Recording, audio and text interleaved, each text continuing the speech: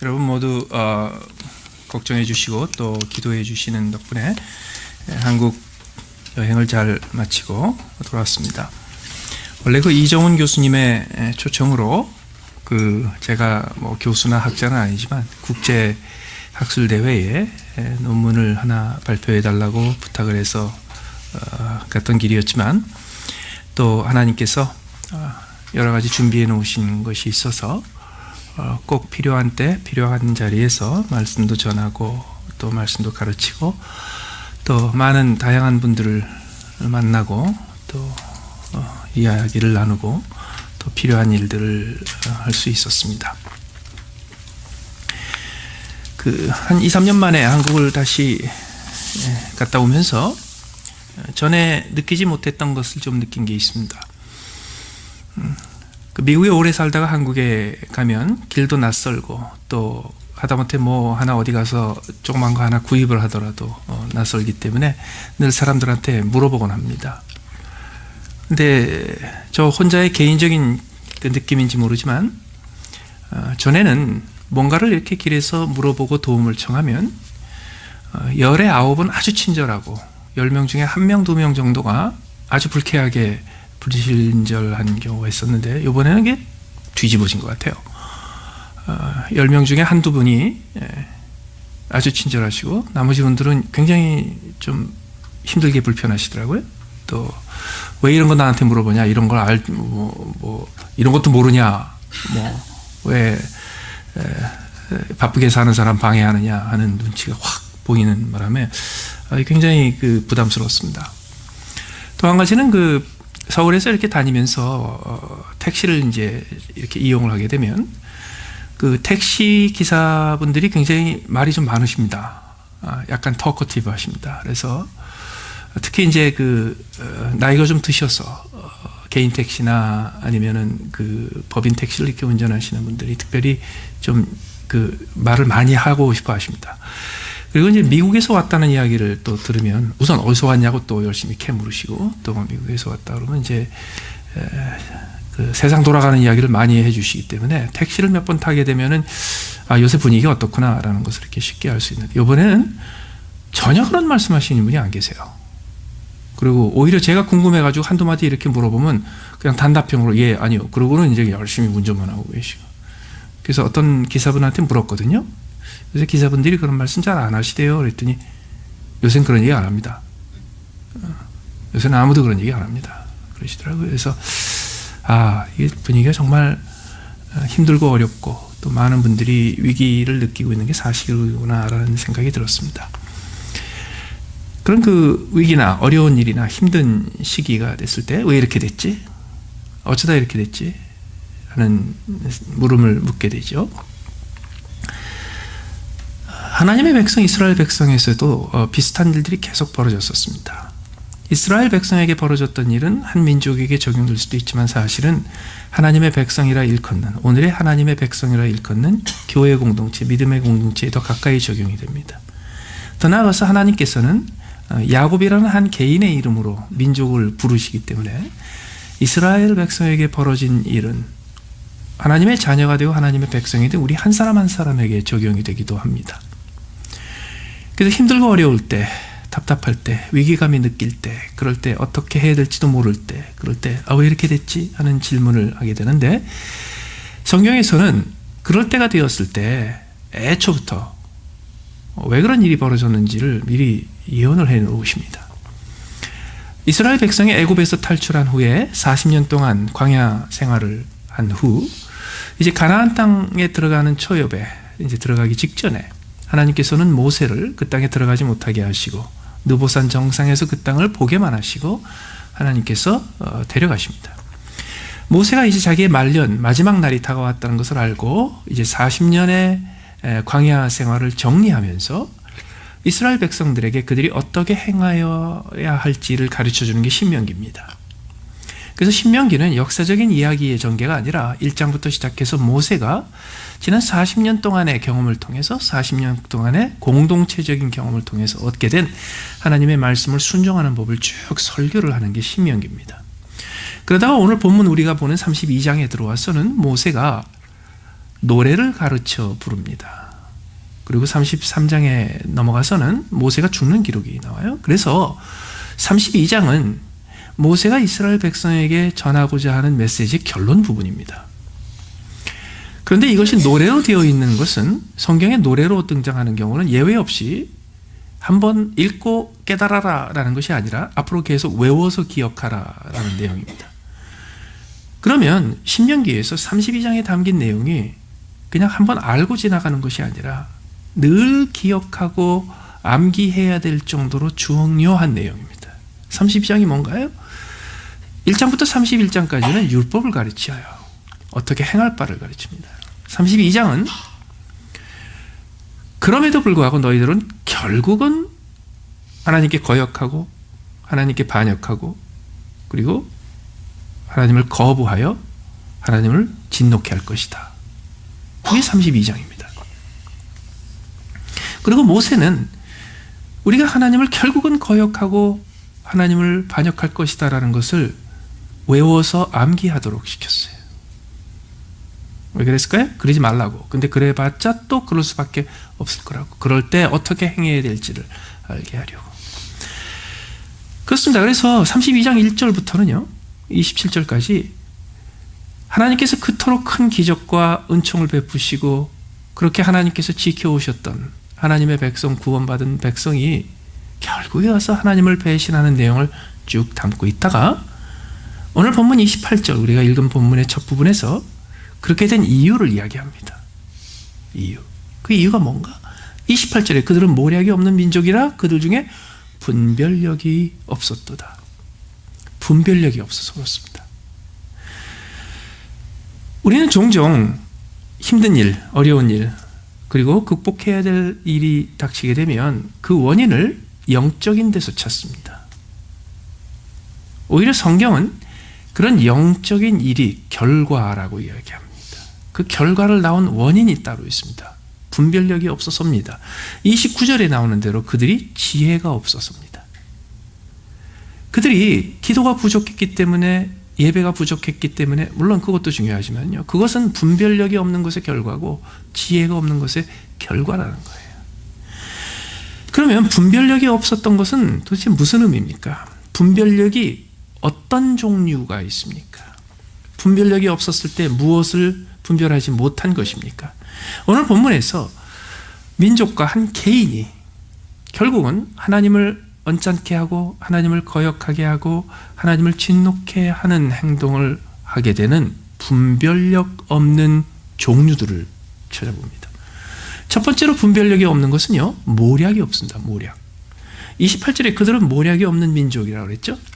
여기서 구약성에서 나오는 모략은 영어로는 counsel이라고 번역이 됩니다. 이거는 내가 귀를 기울여 그 말을 들어야 될 나에게 지혜를 전해주는 사람을 말합니다. 이것은 왕에게 있어서 지혜로운 참모, 다니엘과 느헤미야 같은 사람이고, 그리고 일반 백성들에게는 율법학자요, 서기관이요, 제사장이요, 그리고 예언자 같은 사람들입니다.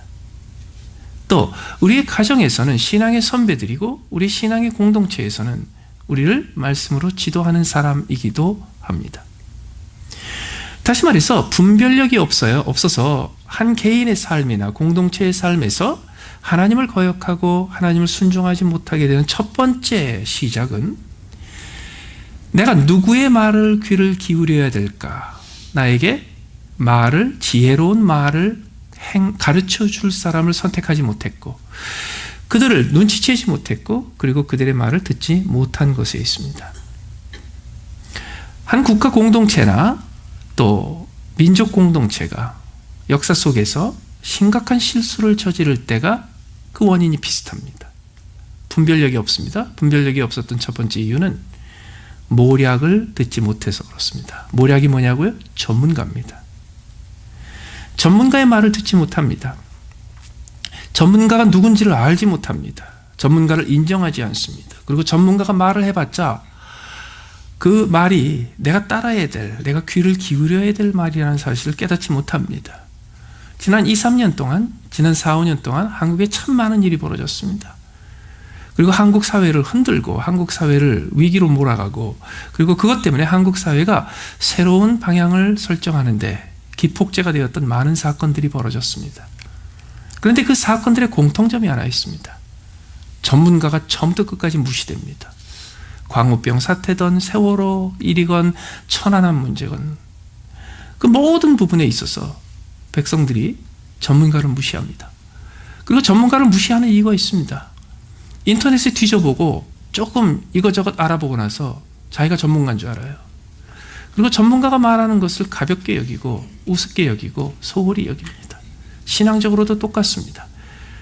우리가 분별력을 가지고 지혜 있는 신앙생활을 하기 위해서 가장 필요한 것은 내가 누구의 말에 귀를 기울여야 되나, 그리고 그가 하는 말이 무엇인가, 그리고 그 말을 따라야 합니다. 종종 모략은, 다시 말해서 나에게 그 말을 전해줄 수 있는 지혜자와 나에게 그 말을 전해줄 수 있는 카운슬의 말은 우리가 이해하지 못하는 말들입니다. 당연하죠. 내가 알지 못하는 것을 알고 내가 깨닫지 못하는 것을 깨달아서 나한테 얘기해 주는 거니까 그 말을 처음에 들을 적에 당연히 내가 모르는 말이죠. 그렇기 때문에 종종 내가 공감할 수 없고 동의할 수 없는 말들입니다. 그러나 분별력이 없는 사람은 내가 알지 못하고 이해할 수 없는 말을 들었을 때, 아, 내가 틀렸구나 라고 그러지 않아요. 저 사람이 틀렸구나. 그러나 분별력이 있는 사람은 내가 모르는 말을 듣고 내가 이해할 수 없는 말을 들었을 때 그 말을 하는 사람이 그래도 내가 귀를 기울일 만한 사람이라는 권위를 인정하고, 그리고 아, 내가 이해를 못하는 거 보니까 내가 몰라서 그렇구나, 내가 처음 듣는 말인 것을 보니까 내가 틀렸구나, 이렇게 접근을 합니다. 분별력에 있어서 두 번째 영역이 있습니다. 29절에 보시면 만일 그들이 지혜가 있어 이것을 깨달았으면 자기들의 종말을 분별하였으리라. 분별력의 두 번째 영역은 종말에 대한 이해입니다. 이것은 뭐냐면요, 지금 내가 이런 선택을 했을 때 이 선택의 결과로 어떤 종말이 올 것인가를 미리 예견하는 겁니다. 분별력이 없으면 지금 내가 하는 선택과 지금 내가 하는 행동의 결과가 무엇인지를 잘 모릅니다. 더 나아가서 분별력이 없으면 지금 내가 하는 선택과 지금 내가 하는 행동의 결과가 어떻게 될지 알아도 그 결과를 무시해버리고 그냥 있는 대로 닥치는 대로 행동합니다. 많은 분들이 한국의 국가의 정책에 대해서 굉장히 염려하십니다. 한국 가니까 진짜 그러시더라고요. 굉장히 염려하십니다. 근데 그런 과정에서 종종 대한민국 국민의 72%가 현재 국가 정책을 지지하고 있다는 사실을 무시합니다. 그러니까 그 여론조사가 틀린 거예요. 그건 좀 어거지예요. 한국 국민 100명 중에서 72명, 73명이 지금 잘한다고 하고 있습니다. 그리고 지난번에 대통령 선거에서 한국 국민들의 절대적인 다수가 그렇게 선택한 겁니다. 근데 그렇게 선택했을 때 그 결과가 어떻게 될 것인가에 대해서는 별로 관심이 없었어요. 홧김에 선택했어요. 이렇게 되면 안 되는데요 하도 그러셔가지고요, 이제 길이 없습니다. 목사님이 어떻게 해보세요, 뭐 그런 얘기까지 제가 뭐래요. 그런데 지금 민주사회에서 그거 바꿀 수 있는 것은요, 몇 달 앞에 있는 선거입니다. 그래서 선거 때 이 정권이 현재 그 정부가 하고 있는 일이 틀렸고 잘못됐다는 것을 국민들이 수정할 수 있을까요? 그랬더니 아주 보수를 자처하시는 분들도요, 안 그럴 거예요. 이번에도 그렇게 안 될 거예요 그러시더라고요. 그래서 왜요? 그랬더니 박근혜 대통령이 하도 잘못해서 그때 하도 실망을 시켜서 아직도 선거를 하면 그쪽으로 표가 갈 겁니다. 그럼 할 수 없죠 뭐. 그게 국민들의 선택인데. 중요한 건 뭐냐면 분별력이 없는 선택이라는 겁니다. 설령 그들이 마음에 안 들더라도, 설령 지금이 내가 흥분했더라도, 설령 지금 내가 실망했더라도, 그래도 그 결과를 보고 그 결과가 어떻게 될지를 보고 판별을 해야 되는데요, 그 결과에 대해서는 책임질 생각을 안 해요. 우리 교회에서 신앙생활 같이 하시다가 한국의 굉장히 중요한 오피니언 리더의 자리에서 활동하시는 분이 저한테 그런 얘기를 해주시더라고요. 지금 한국의 상황을 보면서 많은 분들이 걱정을 하고 있으면서 이런 얘기를 하신대요. 지금 국가 정책이 이렇게 되면 주한미군이 철수하게 될 텐데 왜 이 정책을 집행하는 사람들이 그거를 모르는지 모르겠다고. 그래서 이분이 하도 답답해가지고 종종 그런 얘기를 해주신대요. 지금 국가 정책을 만드시는 분들은 30년 전부터 그들의 20대 대학생 때부터 미군 철수가 목표였던 사람들입니다. 그래서 그들이 하는 모든 일이 미군 철수를 가능하게 만드는 길이라는 것을 30년 전부터 볼 수 있어야 되는데 왜 그걸 못 보십니까? 왜 그런지 아세요? 분별력이 없어서 그래요. 분별력이 없기 때문에 지금 눈앞에 보이는 내 짧은 판단에 의해서 결정했을 뿐 그것이 어떤 종말을 낳게 될지를 모르는 거예요. 지금 내 마음에 불편하더라도, 지금 내 판단에 불편하더라도 억지로라도 내가 싫은 결정을 내려야 제대로 된 종말이 온다라는 것을 선택하지 못하는 거예요. 세 번째 분별력의 영역이 있습니다. 30절. 그들의 반석이 그들을 팔지 아니하였고 여호와께서 그들을 내주지 아니하셨다면 어찌 하나가 천을 쫓으며 둘이 만을 도망가게 하였으리요. 세 번째 분별력의 영역은요, 우리의 능력에 대한 것입니다. 우리의 능력. 오늘 30절은 무슨 얘기를 하냐면 이스라엘 백성들이 전쟁이 벌어졌을 때, 외침이 있었을 때, 외부에서 강력한 군대가 왔을 때 원래는 이스라엘 백성들이 상대가 안 되게 패배해야 되고 그 국가가 아주 완전히 초토화되어야 되는데 그럴 때마다 이겼단 말이에요. 그럴 때 어떻게 이겼냐고요? 엄청나게 이겼어요.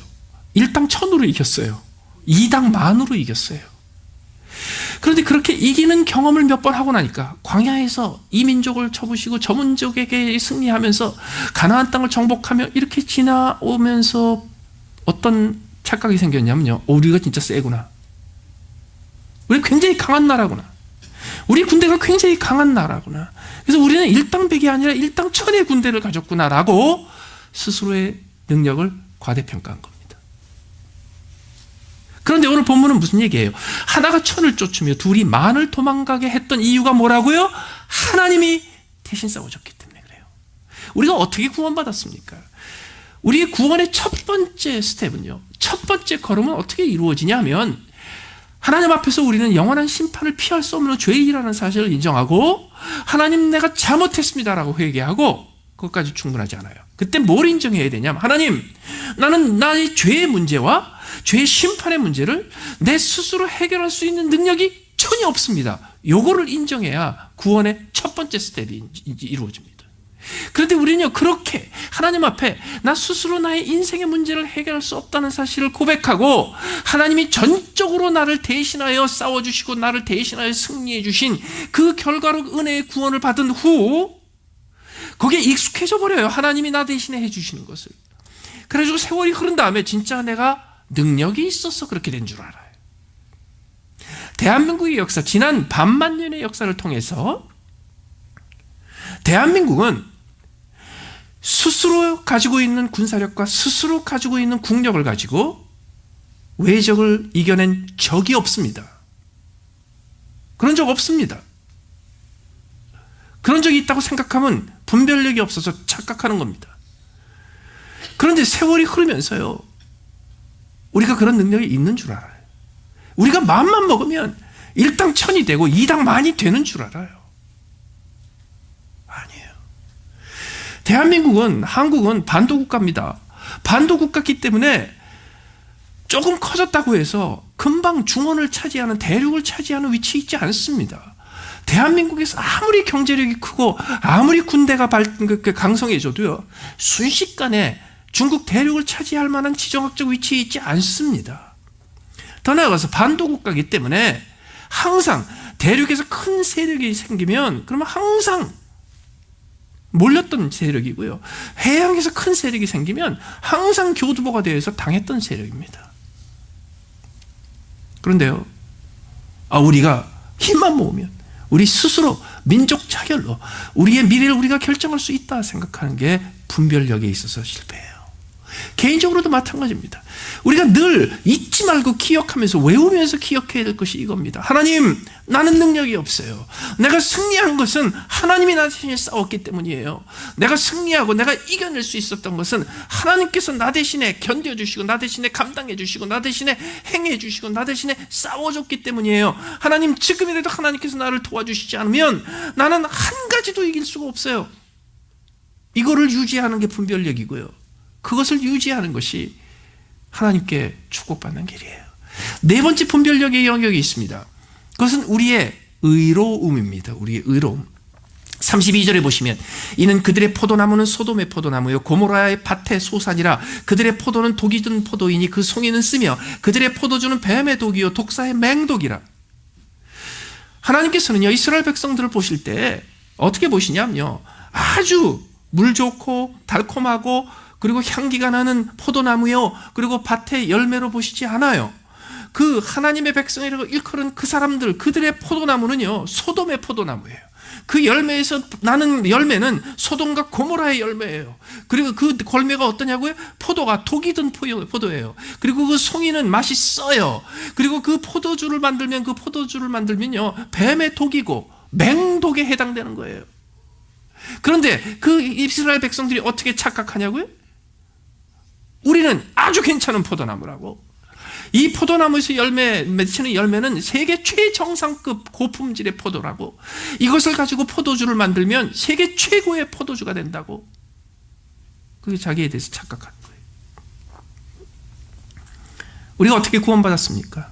하나님, 내게는 쓸만한 것이 없습니다. 내게는 선한 것이 없습니다.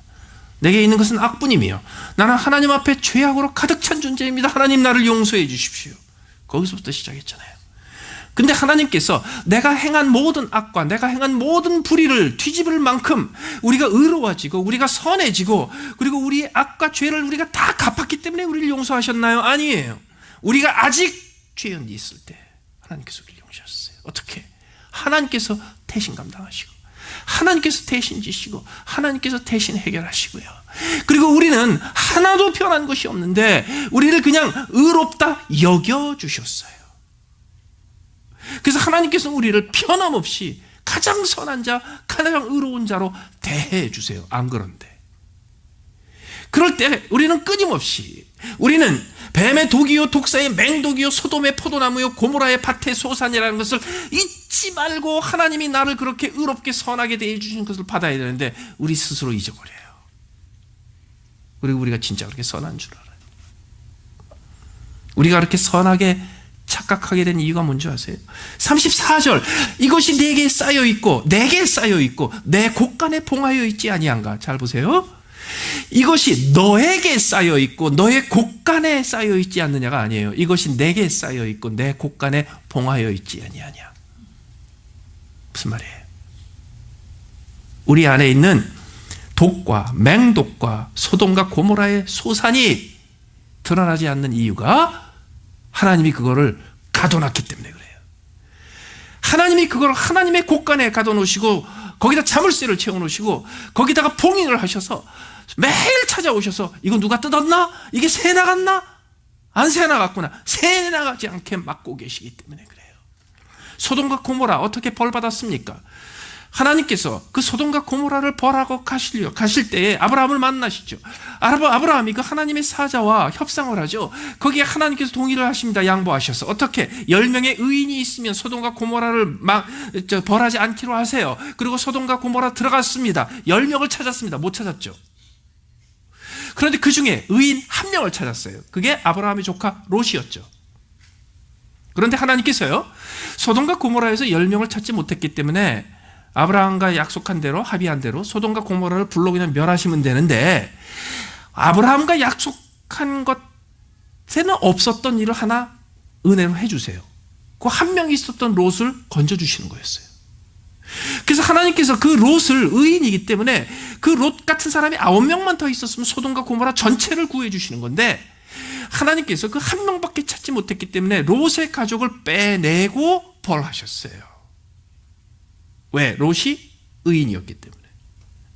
그런데 그 롯이 그 쏟아지는 유황과 쏟아지는 불덩어리를 피해서 가족들을 데리고 허겁지겁 고지로 올라가서 높은 데로 올라가서 산 중턱에 있는 동굴에 들어가서 간신히 피신해서 그 소돔과 고모라의 멸망을 면했는데 그 롯이 소돔과 고모라에서 벗어나서 제일 먼저 했던 일이 뭐예요?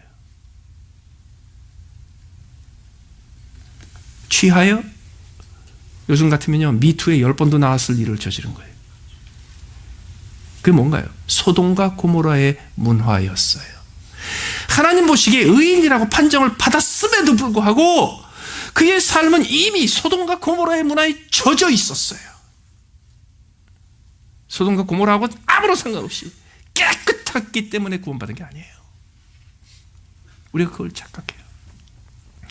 그래서 우리의 분별력을 회복시킬 때 우리가 하나님 앞에 다시 한번 기억하고 외우고 외워서 반복해서 우리가 새겨야 될 것이 있어요.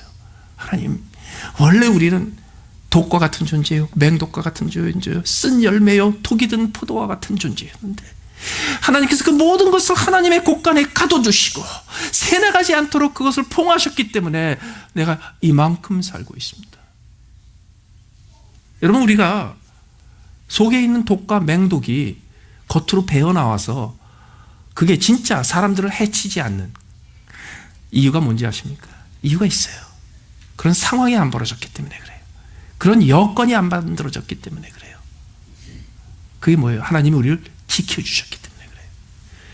이제 다섯 번째 분별력의 영역이 있습니다. 35절에 보시면 그들이 실족할 그때에 내가 보복하리라. 개정개혁에는 보복하리라라고 되어 있죠. 우리 옛날 성경에는 보수하리라 이렇게 되어 있어요. 그런데 이거를 신약 성경에서 인용했을 적에는 우리가 익숙하게 잘하는 표현으로 익숙합니다. 원수 갚음이 주께 있도다. 원수 갚음이 내게 있도다. The revenge is mine. 원수 갚음이 내 것이다. 그게 여기서 등장하는 겁니다. 왜 이게 여기서 등장합니까?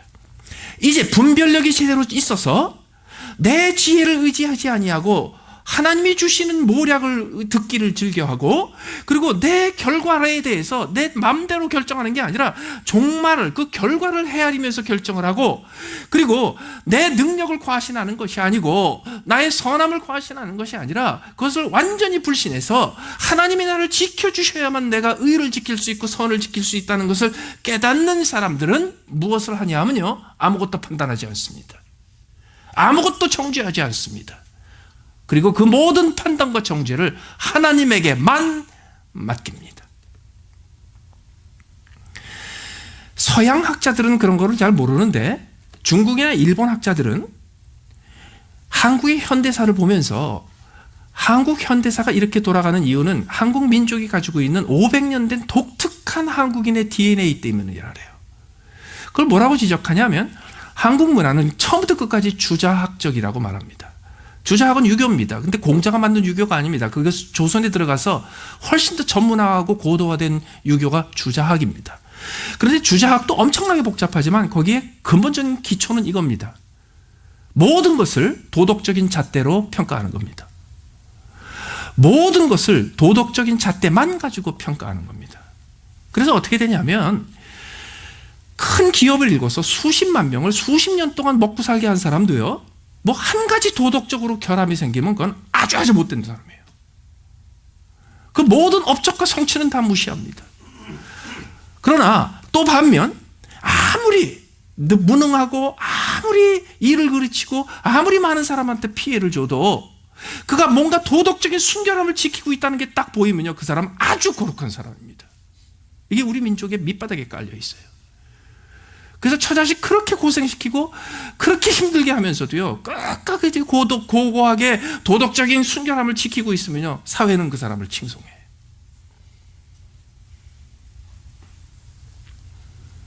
그러나 그 모든 판단을 우리가 하나님 앞에 맡겨야 돼요. 애초에 판단 자체를 하지 말아야 돼요. 왜요? 일단 판단을 하기 시작하잖아요. 그러면 나도 판단해야 되잖아요. 나도. 그런데 우리는 분별력을 상실한 상태이기 때문에 내가 무능하다는 걸 인정하지 못하고 못 봅니다. 내가 도덕적으로 심각하게 맹독과 같은 상태라는 사실을 우리는 보지를 못합니다. 못 봐요. 그래가지고 뭔가를 판단하고 뭔가를 정죄하는데 굉장히 바쁩니다. 왜 그게 바쁘고 그게 쉬운 줄 아세요? 그 판단과 정죄에 나는 합격할 거라고 자신하니까. 그래서 자기 자신을 판단하지 않습니다. 그리고 타인을 판단합니다. 이번에 일본 대사관 앞을 자주 지나갔는데요, 저는 그 신문 지상으로 보나 이거 영상으로 봤지 일본 대사관 바로 앞에 그 정신대 소녀상 있는 거 처음 봤거든요. 참 일본 애들 나쁜 애들이죠. 대한민국의 경제 개발을 위해서 어마어마한 돈을 무상 제공하는 좋은 일을 했어도 나쁜 애들이죠. 왜? 도덕적으로 심각한 잘못을 저질렀습니다. 그래서 우리가 일본 대사관 앞에 정신대 동상도 세웠거든요. 여러분, 월남을 가면 한국인이 월남을 학살한 학살 기념비가 수백 개가 있습니다. 동네마다 있습니다. 월남 전국의 동네마다 그 동네에서 한국군이 어떻게 월남 사람들을 학대하고 폭행하고 아이들과 부녀자들을 유린했는지 그 모든 유물과 사진과 기록들을 모아놓은 기념비들이 있습니다. 똑같은 잣대를 가지고 판단해 볼까요? 그러니까 일본이 잘했다는 얘기예요? 아니에요. 어쩌자고요? 판단을 하지 말자고요. 정죄하지 말자고요. 심판하지 말자고요. 뭐 때문에? 두려우니까. 왜? 내가 심판하고 내가 판단하는 그 기준을 딱 돌리면요, 어떻게 돼요? 내가 맹독이고 내가 독사의 독이에요. 그거 피하려면 어떻게 해야 돼요? 우리 서로 좋게 지내고 타협하자, 이게 아니에요. 판단 자체를 하지 말아야 돼요. 그리고 하나님한테 맡겨야 돼요. 하나님만이 판단하십니다. 하나님만이 판단하십니다. 그리고 하나님이 판단하실 때 나도 독사의 독이요, 맹독이요, 독이 가득한 포도주라는 판단을 받을 겁니다. 이걸 인정해야 돼요. 오늘 본문의 마지막으로 등장하는 분별함이 있습니다. 35절에서는요, 그들이 실족할 그때에 내가 보복하리라, 그들이 실족할 그때에 내가 판단하리라 그러죠. 하나님이 언제 판단하세요? 실족할 때 판단하세요. 그들이 환난 날이 가까울 때 그때 판단을 하세요. 여러분, 이 애굽에서 탈출해서 40년 동안 모세의 지도를 받고 가나안 땅에 들어가는 이스라엘 민족이 지금 기준으로는 어마어마한 민주국가를 세웠습니다. 민주국가를. 왜냐하면 그때부터 시작해서 몇백 년 동안 왕이 없었습니다. 그래서 자치했습니다. 동네마다 지파마다 장로들의 회의가 있어가지고 다 자치했어요. 굉장히 높은 수준의 민주주의를 한 겁니다. 그러다가 국가의 위기가 닥치면 하나님이 보내주시는 사인에 따라서 특별한 능력을 가진 지도자를 한 명 세웁니다. 그리고 몇 달 만에, 1, 2년 만에 문제가 해결이 되면 그 지도자는 평민으로 돌아갑니다. 대통령 임기 끝나면 평민으로 돌아가는 것처럼. 그걸 사사기예요. 그게 요새 말로 하면 자유민주주의예요. 그런데 이렇게 민주적인 체제가 형성이 되면 그 다음에 어떤 문제가 생기냐면, 누군가가 앞을 내다볼 수 있고 종말을 내다볼 수 있는 많은 사람보다 앞서가는 생각을 가진 사람들의 말을 아무도 안 듣습니다. 안 들어요. 그러면 그런 민주적인 체제는 어떻게 변화가 가능한가? 일이 닥쳐야 돼요. 실족을 해야 돼요. 어떤 분이 그 학술회의가 끝났는데 저한테 찾아오시더니 눈물을 글썽거리면서 우리 어떻게 해요? 그래서 제가 그랬어요. 좀 기다리시라고. 하나님께서 아무도 계산하지 못했고 아무도 계획하지 못했고 아무도 예측하지 할 수 없었던 하나님이 하시는 일을 딱 보이실 거라고. 그때는 분별력을 가지고 제대로 선택하면 된다고.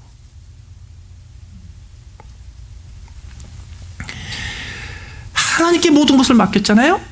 그러면 하나님께서 나를 판단하시고 나를 심판하시면 결과가 뭐예요? 나는 뱀의 독이요 독사의 맹독과 같은 판단밖에 안 나오거든요. 그래서 하나님, 그래도 어쩌겠습니까? 내가 그런 사람인데. 그것까지 인정하는 게 분별력이거든요. 그런데 그 마지막 한 단계의 분별력이 더 있어서 축복이에요. 36절에 뭐라고 하셨어요? 여호와께서 자기 백성을 판단하시고, 자, 자기 백성을 판단하시면 우리는 100점 받아요? 아니에요. 우리는 빵점 받아요. 왜? 독사의 독이고 맹독이니까. 문제는 뭐냐면 그 다음에 그 종들을 인하여 후회하시리니, 그 종들을 인하여 후회하시리라는 표현이 오늘 우리가 읽은 본문에 뭐라고 나요? 불쌍히 여기시리니. 하나님이 우리를 불쌍히 여기세요. 분별함의 마지막 단계가 그거예요. 하나님이 모든 것을 판단하시고 모든 것을 결정하시고 심판 직전에 하나님이 우리를 불쌍히 여기실 것이다. 그거를 깨닫는 게 분별함이에요. 그렇기 때문에 분별함을 가진 사람이 날카로워질 수가 없어요. 분별함의 마지막 결론은 불쌍히 여기심이에요. 하나님이 나를 불쌍히 여기실 것이다 라는 분별함을 갖는 것, 하나님이 나를 불쌍히 여기실 것이라는 지혜와 지식을 갖는 것. 그렇기 때문에 하나님이 나를 불쌍히 여기실 것이라는 기대를 갖는 사람들은 남들을 판단하지 않고 남들을 정죄하지 않고 모든 사람을 불쌍히 여깁니다.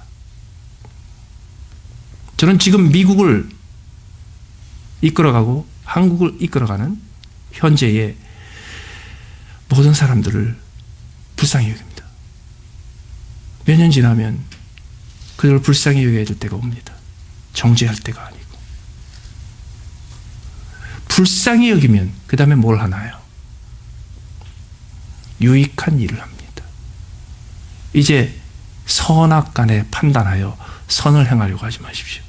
의와 불의 사이에 판단해서 의를 이루려고 하지 마십시오. 오히려 유익을 구하십시오.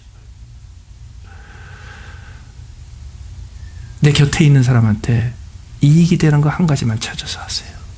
그게 선인지 악인지 모르겠고 내가 보기에는 이게 좀 명분이 안 서는 일 같기도 하고 그렇지만은요, 상관없어요. 실리를 구하세요. 유익을 구하세요. 내 곁에 있는 사람들한테 이익이 되고 실리가 돌아갈 수 있는, 실질적인 이익이 돌아갈 수 있는 일을 조금씩 하다가 보면요, 점점 내 삶에서 나도 모르게 선을 이룰 수 있는 기술이 늘어나고 의를 이룰 수 있는 능력이 늘어납니다. 유익을 구하십시오. 남편에게 유익한 일을 하고요, 아내에게 유익한 일을 하고, 자식들 좋은 일을 하고요, 교회에 유익되는 일을 하세요. 지금 트럼프 대통령이 그 불륜 때문에, 불륜이 드러나는 일 때문에 아주 심각합니다. 그래서 많은 사람들이 멜라니 영부인이 이혼을 할 거냐 말 거냐. 그 대통령을 연구했던 사람들은 다 그렇게 얘기합니다. 절대로 이혼 안 한다고. 역대 대통령 중에요, 입에 올리기가 어려울 정도로 지저분한 불륜을 달고 살았던 사람이 굉장히 많습니다. 어떤 영부인도 이혼 안 했습니다. 왜 안 할까요? 내가 선을 추구하고 내가 악을 징계하고 내가 의를 추구하고 내가 불의를 심판하는 것을 내가 하기 시작하면 당연히 이혼하는 게 맞죠. 그런데요, 내가 그 수모를 당하고 그 억울함을 가지고 그 고통을 가지고도 이혼하지 않고 붙어 살아야 미국 사람들한테 유익이 됩니다. 미국이라는 국가에 유익이 됩니다. 아침에 교회로 오는데 그 66번에 들어와서 엑sit 하나를 딱 지나서 이렇게 나와야 되는데요, 50번 엑sit 바로 앞에, 엑sit 바로 저기 보이는데 제 차에 5대 앞에서 사고가 났어요. 차가 몇 대가 충돌해가지고 그 중에 큰 SUV 하나는 몇 바퀴 굴러가지고 뒤집어져 있고 차에 있는 모든 것들이 다 터져서 밖으로 나오고요. 그래가지고 그냥 섣버렸어요. 오늘은 좀 마음먹고 좀 일찍 올라가려 했는데 일 까딱하면요, 예배를 못 오겠더라고요. 그래서 전화를 해가지고서 나를 픽업해달라고 그럴까? 여기 걸어서 내려갈까? 별 생각을 다 했어요.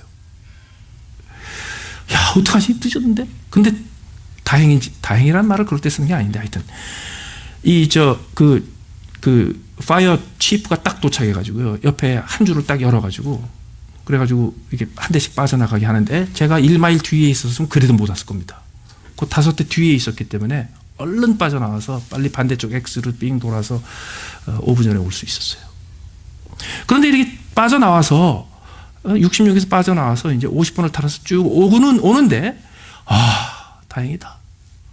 그래도 내가 맨 앞자리에 있어서 몇 대 뒤에 있어서 그래도 늦지 않고 내가 빠져나올 수 있어서 다행이다 싶었는데 그때 무슨 생각이 딱 드냐면요. 가만히 있어봐. 몇 명 죽었을 수도 있는데. 이게 인간이 이래요. 이게 맹독이에요. 사고가 딱 났는데 저 사람 죽었으면 어떡하지? 나라도 좀 좋아야 될 거 아닌가? 뭐 이런 생각이 드는 게 아니라 교회 늦었는데? 아니 하필이면 이 앞에서 30초만 늦게 사고가 나지. 이 앞에서 사고 나가지고 내가 교회 가는 것을 막았어. 우리 민족 앞에 나라 앞에 그냥 SUV가 굴르는 것처럼 위기가 닥치고 사고가 닥쳐가지고요. 지금 그 사고를 해결하느라고 구급차가 오고 그 파이어 트럭이 오고 지금 난리가 났는데요. 지나가는 사람들은요 하나도 관심 없어요. 아니 왜 내가 가는 길을 막고 이래? 여러분 미국이 중국이 일본이 거기 서가지고요 내일처럼 그 챙길 것 같아요? 내일 내가 지금 가는데 왜 지금 사고를 일으켜가지고 내 길 가는 걸 막고 그래? 어떻게 피해가지고요 사고 수습되기도 전에 어떻게 피해가지고 이렇게 나오면 그 다음에 다시는 뒤에 안 봐요.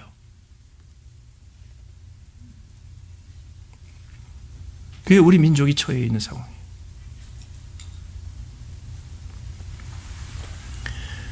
그래서 지지난주에 말씀드린 것보다 더 기도해야 되겠더라고요. 어떻게 해요? 하나님, 실족할 그때에 분별력을 갖게 해주십시오. 모략이 있는 민족이 되게 해주십시오. 분별력이 돌아오게 하고 실족하고 환난 날이 가까웠을 때 그때 늦었더라도 불쌍히 여기시는 하나님을 찾기 위해 분별력을 회복하게 해주십시오. 그리고 그때 우리도 이게 멀리 떨어져 있지만요 하나님 우리에게도 분별력을 주시어서 정 안 되면 우리라도 모략이 좀 되게 해주십시오. 다 같이 한번 기도하시겠습니다. 우리 함께 기도하시면서 하나님 아버지